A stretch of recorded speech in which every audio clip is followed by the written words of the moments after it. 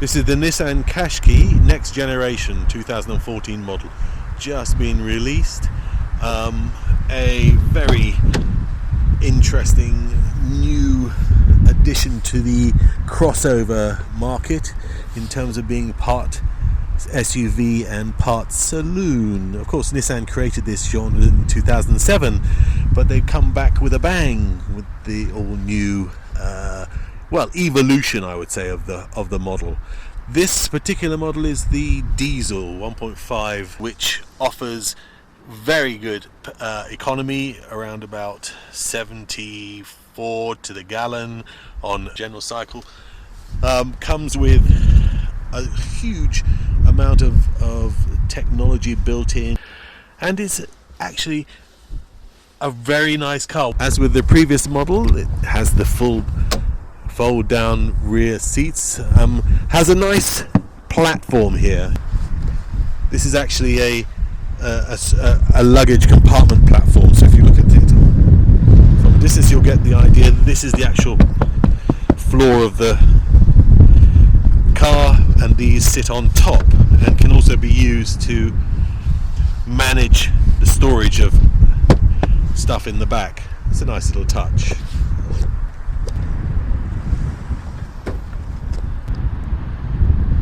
Under the bonnet, a nice looking 1.5 diesel, newly designed, we're told, in all sorts of ways to make it more efficient and quieter and smoother. Inside, it's got a nice, simple, easy to read dash.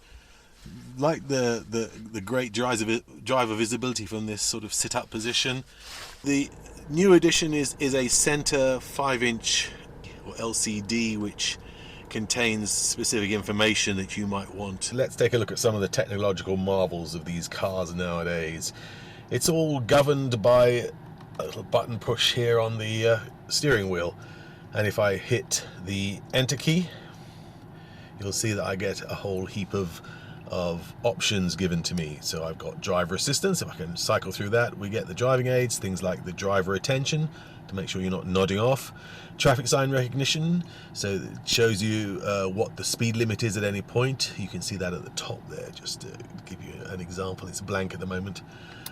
Parking aids, obviously, which is, if I go through onto that, that's moving object to make sure you don't run over anybody when you're reversing out of a car park. And all your sensors, and the volume and the range, basically an efficient kind of radar system. We have chassis control, which gives you or sets the car up for pitch and yaw with some automatic braking functionality. I'm not really sure I can detect that in use, but they claim it's really valuable. And the two steering formats, normal and sport. So if you want your driving to be a little bit more sedate, you keep it on normal. If you're a bit of a rally racer, then put it onto sport mode. And you have things like obviously target tire pressures front and rear. We saw this on the Nissan Leaf. You have to wonder whether, rather like the clock on a VCR, people will actually use 99% of these settings, or just leave them on factory default, and you'll get the equivalent of the flashing 00 on the old tape decks. But it's nice to have. One interesting addition to the new range is this very deep, I don't know if you can see that, locker for holding and charging your tablets and mobile phones and other things. It has a USB port in there and an aux in port. So it's a very solid entertainment cabinet or storage area, as well as this standard tray on the top. Plenty of legroom in the back, hold easily 3 people in comfort. The higher end models, the Tecna version, comes with a significant amount of technology included as standard.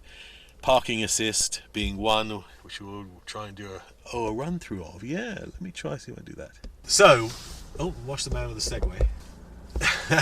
We're going to go find out. We're at the spot. We're going to try and find ourselves a parking space.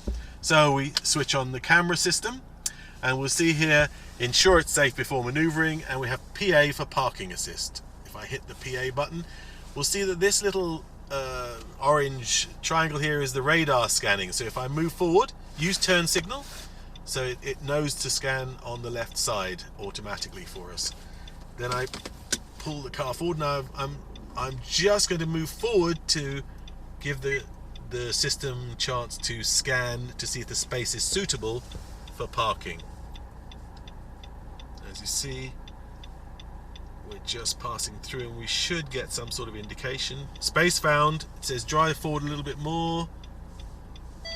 Stop and select reverse gear. So I'm now in reverse, and then it just says drive backwards. And from now, if I got my hands off the wheel, as you can see here,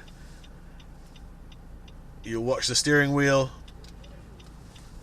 as all I'm doing is going backwards under power, but with no effort on my part. The car is quite miraculously parking itself. Very cool.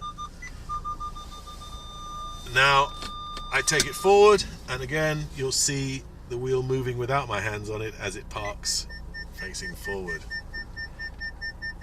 And then I'll take it once back just to get a nice set of greens, and we're done. Park assist finished. So here we are in the Nissan Qashqai, 2 kilometers. Driving through the glorious Spanish sunshine. I would say sunshine, except it's not really. It's kind of dismal. It's a smooth ride.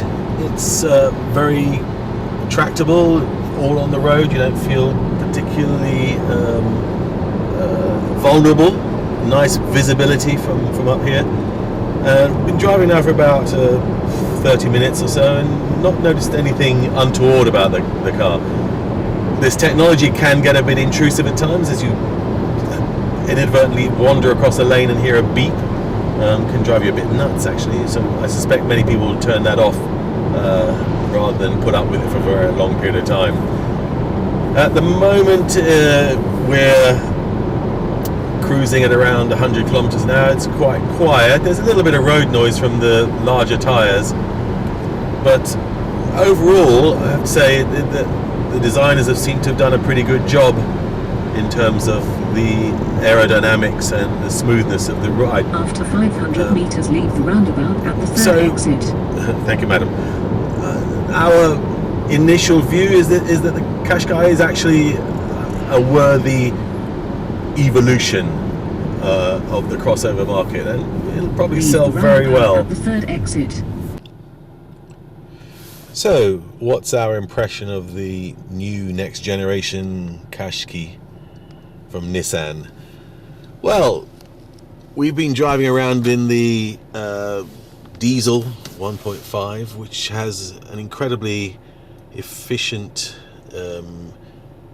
engine, which gives around about 74 miles to the gallon, and we found that that was actually a realistic figure even on traveling when we did our driving around.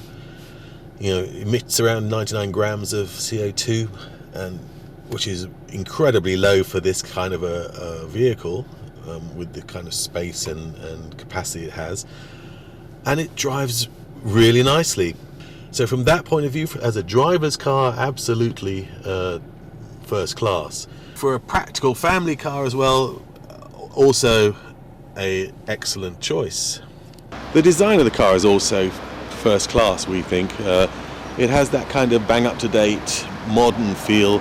It really does have bags of appeal. It's good to see that Nissan's trying to keep the reputation of this brand alive and not dull it down and make it sort of boring. So there you have it, the Nissan Qashqai next generation. As usual, if you've enjoyed this video, please like it and share it and subscribe to our channel so we can bring you more goodies like this.